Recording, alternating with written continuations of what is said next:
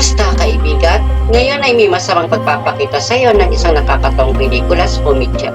Halina't magsama-sama sa unahan, magbantay at mag-ingat ang mahigping pagsusuri sa wikang Tagalog ng pelikulang The Horde, Ang Mga Sungay.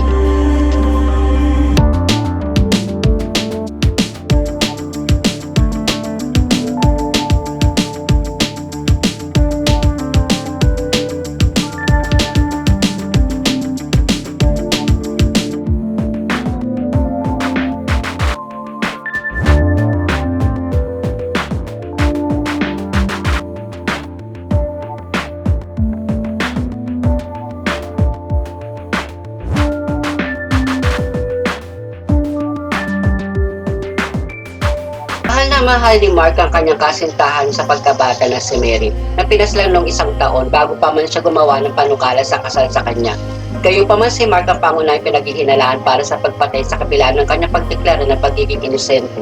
At napalaya ng pulisya at korte, iniiwasan siya ng kapamayanan at nagdurusa ng malaking presyon mula sa pamamahayag.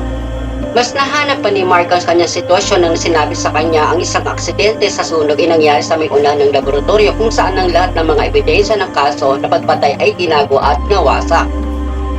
Sa sobrang sama ng loob, bumisita si Mark sa isang lokal na bar para sa bilang alcohol na sinalasin sa gabing iyon. Siya ay sumuray sa lugar kung saan pinas lang ang kanyang mahal na si Mary. Pagkatapos ay sinisira niya at umihi sa alaala ni Mary sa sobrang galit. Kinabukasan ng umaga ay ginising si Mark ng isang malaking sakit sa kanyang ulo. Sinuri niya ang sarili sa harap ng salamin para lang matakot ng isang pares na tungay lumalabas mula sa noo niya. Pagkatapos ay nagmamadali siya para sa isang pagsusuri sa kalusugan sa lokal na ospital, kung saan siya namangha na matagpuan ng mga tao sa paligid niya ay tila sinasabi sa kanya ang pinakamadilim na mga lihim at hangarin, at mababasa pa niya ang kanilang mga dating alaala sa pamamagitan lamang ng pagdampi sa kanilang katawan.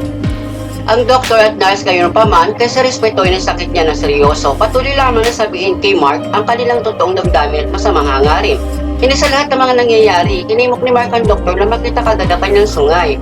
Habang nasa ilalim ng kawalan ng pakiramdam para sa operasyon, napanaginipan ni Mark ang kanyang pagkabata. Ang una niyang nakilala si Mary sa isang simbahan, nagpakita sila ng paghanga sa isa't isa sa kanilang unang tingin. Nangyari ang maliit na Mark na nahanap ng cross sa kwintas ni Mary na nawala sa upuan. Kalaunan, sa isang larong ginampanan ni Mark at ng kanyang mga kaibigan, ipinagsapalaran ni Mark ang kanyang buhay upang manalo ng isang cherry bomb. Sa ilalim ng tubig at halos malunod, ngunit sa kabutiang palad, inailigtas sa pamamagitan ng kanyang pinakamatalik na kaibigan na si Lee. Kalaunan, ipinagbalik ni Mark ang cherry bomb kay Lee kapalit ang pag-aayos ng sirakwintas ni Mary. Kalaunan, ibinigay ni Mark pabalik kay Mary bilang isang tanda ng pagmamahal, habang kaibigang Lee gayunpaman nawala ang kanyang dalawang daliri dahil sa pagsabog ng cherry bomb nang hindi sinasadya. Nasugatan ng masama bagaman natanggap ni Lee ang aliw ni Mary mula sa kanyang mga ngiti. Si Mark at Mary ay madalas na mag-date at umiibig na matindi sa bawat isa. Pagkatapos ay naglaro pa rin ng larong palayaan ng init ng kanilang nararamdaman. Sa isang puno ng bahay, habang may kutsilong pang-operasyon na nakakapit pa rin sa kanyang sungay, naputo ng masarap na pangarap sa pagtatalik ni Mark. Sa pamamagitan ng hormone, bitawan ang mga ingay na nilalaro ng doktor at nurse na bagabag siya sa maling pagganap ng doktor. Nang walang mas mahusay na pagpipilian, Mark ay dumating sa ninong para sa tulong datapot sa ilalim ng impluwensya ng sungay ni Mark. Ang ninong ay nagsisimula magtapat ng kanyang sariling madilim na mga lihim. Walang pagpipilian si Mark noon, ngunit lumingon sa kanyang kaibigan na kakabata na si Lee. Para sa mga reklamo, sino gayon pa man talaga ay hindi maaaring makita ng sungay ni Mark. Sinubukan ni Lee na kumulma si Mark mula sa kanyang mga ilusyon. Iniisip na si Mark ay mayroong labis sa paggamit ng gamot. Naguluhan sa iba't ibang reaksyon ni Lee sa pagbabago ng katawan ni Mark. Umuwi si Mark at kinumpirma iyon sa halip na ilusyon. Ang sungay ay may hindi kilalang kapangyarihan upang maimpluwensyahan hindi lamang kanyang ina nagsisiwalat na kanyang pagkamuhi sa kanyang pagiging anak, kundi pati na ang kanyang mahal na ama na sa totoo lang ay si Mark at totoong mamamatay tao. Dahil doon sinusulog ng ama ang harapan ng laboratorio upang sunugin ang lahat ng mga katibayan na maaaring masamang masama sa kanyang anak na lalaki. Nagpasya si Mark na alamin mismo ang katotohanan. Papunta na siya sa local bar. Siya naman ang minolestiya ng mga habol na reporter. Nasa halip ay nasa impluwensya ng sungay. Napipilitan sa away, nakikipagkumpetensya para sa isang eksklusibong panayam kay Mark. Sa local na bar matapos niyang malaman na isang restaurant waitress ang tumitestigo saksi siya sa pagsakay niya kay Mary sa kotse niya pagkatapos ng hapunan bago ang gabi ng pagpatay. Gusto niyang hanapin ng waitress para sa higit pang mga detalye. Nagpaalala sa kanya ang singsing sa kasal sa kotse. Ang panukala sa kasal niya kay Mary sa isang restaurant ng gabing iyon. Ngunit nakakagulat na tumanggi siya para sa kanyang palusot na siya ay naging iba ang mahalin. pagkabigo sa panukala, ang malungkot na si Mark saka nag-drive ng kanyang sasakyan mag-isa sa lawa. Lasing na lasing at nagising ng pulisya kinabukasan ng madaling araw nang marinig niya ang pagkamatay ni Mary sa kauna-unahang pagkakataon. Maya-maya dumating si Mark sa restaurant at tinanap ang waitress na bago ang kanyang sungay isinisiwalat ang gawa-gawa kanyang kwento para lang maging sikat bago ang publiko. Pagkatapos ay kinausap ni Mark ang kanyang kapatid para sa karagdagang detalye. Ang kapatid bago ang sungay gayunpaman sabihin sa kanya ang isang malaking lihim na pagkalabas ni Mark ay nalok niya si Mary na sumakay pa uwi habang papunta sila ay hindi nakakatulong ang lasing na kapatid. Hawakan ang mukha ni Mary na takot kay Mary, pinilit nang bumaba agad ng sasakyan at lumakad papunta sa gubat sa ilalim ng malakas na ulan. Habang naghihintay ang kapatid sa sasakyan para bumalik si Mary, ngunit agad na palipas dahil sa alak. Gayunpaman siya ay gigising sa kaninang madaling araw upang makahanap lamang ng isang bato sa tabi na may kalakip na dugo. Takot ang kapatid upang maghanap sa kagubatan para kay Mary na nakita niyang natagpo ang patay na sa tabi ng puno, hubad at may kapansin-pansin na pinsala sa kanyang ulo. Naniniwalang pinatay niya na walang malay si Mary kasama ang bato kagabi. Pagkatapos ay hinatid ng kapatid ang kanyang sasakyan papunta sa lawa. Nang itinapon niya ang dugong bato at natanggal lahat ng mga bakas sa krimen. Alam ang katotohanan, Mark, pagkatapos ay naglulunsad ang welga sa kanyang kapatid. Ang darating na pulisya ay dinakip at isinama siya sa istasyon ng pulisya. Kinaumagahan tinulungan ni Lee ang piyansa ni Mark sa labas ng detention.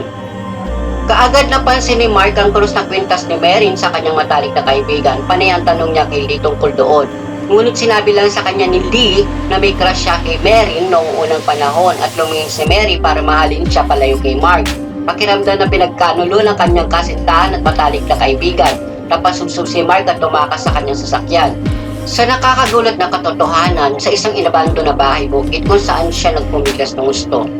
Na may sakit sa lahat ng mga brutal na katotohanan at sinusubukang tanggalin ang kanyang sungay. Nagkataon na napagtanto niya ang mga ahas doon para upang sundin ang kanyang mga utos. Nagpasya siya pagkatapos ng gamitin ang mga ahas upang maghiganti laban sa waitress. Sino naglakas loob na gumawa ng kwento para lang sumikat. At kalaunan pinipilit niya ang kanyang kapatid na labis na uminom ng droga bilang parusa sa kanyang sanhi ng pagkamatay ni Mary. Noong isang araw ay nakita ni Lee si Mark sa may pantalan, sinusubukan ulit makipagkaibigan kay Mark na nagtatampo pa sa kanilang pagtataksil.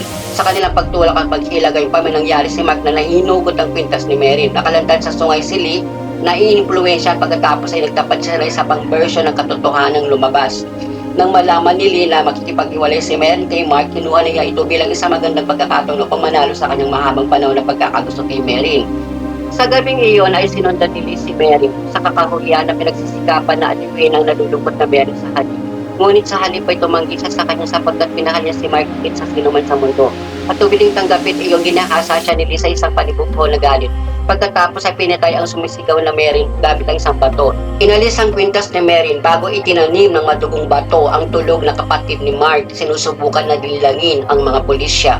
Nagulat si Mark doon at hindi matanggap ang biglang katotohanan habang sila'y naghahanap ng pagkakataon na atakihin siya. Masigit na lakas sa kanya na may kadena at sinisindi siya sa sasakyan, sanhi upang umimok si Mark na baybayin. Sinabi ni Lee sa publiko na umamin si Mark sa krimen at nagpakamatay. Gayunpaman hindi niya alam ang mga sungay ay payagan si Mark upang mabuhay, kakilakilabot na sinunog at pinangit. Ang ama ni Mary na ngayon ay naniniwala na inosente si Mark. Binibigyan si Mark ng susi sa kahong ni Mary. Kapalit ni Mark ay naisibalik ang kwintas sa kanyang ama na pinipilit ang kwintas ay dapat gamitin upang protektahan siya. Nang isuot ang kwintas ang kanyang katawan ay hindi makapaniwala na ibalik sa dati at ang mga sungay ay nawala. Mula sa kahon, nahanap niya ang mga huling salita mula kay Mary na nagpapaliwanag na siya ay namamatay sa kanser at ayaw siyang magkirap sa kasal, kaya itinulak siya palayo sa ilalim ng pagpapanggap na nagmamahal ng iba. Sa lahat ng iyon, pinili ni Mark na patawarin ang kanyang kapatid at maging matalik na kaibigan na si Lee. At sino ang humantong sa gubat kung saan pinatay si Mary? Gayunman nagkukunwaring aminin ni Lee ang kanyang pagkakasala sa darating na pulisya at kapatid ni Mark, ngunit biglang agawin ng baril, pinapatay kaagad ng pulisya. Sa kritikal na sandaling iyon ay luha ni Mark sa may kwintas. Nang walang iyon, siya ay madaling pinalaya at nagbago sa isang halimaw. May nagliliyab ng mga pakpak sa kabila ng mapahamak na sugat sa kanya ni Lee sa mabangis na labanan. Pinapako ni Mark si Lee sa isang kanyang sungay at nagpapadala ng mga ahas upang hatulan ng kamatayan ng tunay na namamamatay tao sa wakas. Sa huling eksena ay gumapang si Mark papalik sa di malilimutang puno ng kahoy bago siya namatay mula sa kanyang pinsala at ang nag-aalag na bangkay niya ay naging tigas na abo. habang siya ay lumilitaw na muling nakasama ni Mary sa kanilang kabilang buhay. Muli ito ang inyong si Sweet Abby Channel, isinasalin at isinasalaysay sa wikang Tagalog ang maikling pagsusuri sa pelikula. At maraming salamat po at mag-iingat sa buhay.